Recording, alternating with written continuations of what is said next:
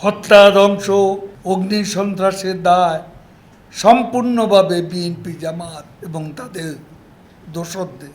এই দায় এড়ানোর জন্য বারবার বিএনপি মহাসচিব অপকৌশলের আশ্রয় নিচ্ছে, চরম মিথ্যাচার করছে, থলের বিড়াল বের হতে শুরু করেছে, আন্তর্জাতিক তদন্তের দাবি তুলছেন।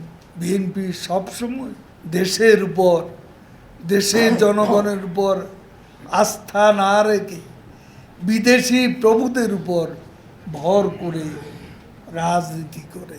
এক্ষেত্রেও তাদের সন্ত্রাসী চরিত্র উন্মোচিত হওয়া, সেটা থেকে দায় মুক্তির জন্য তারা বিদেশিদের হস্তক্ষেপ দাবি করছে।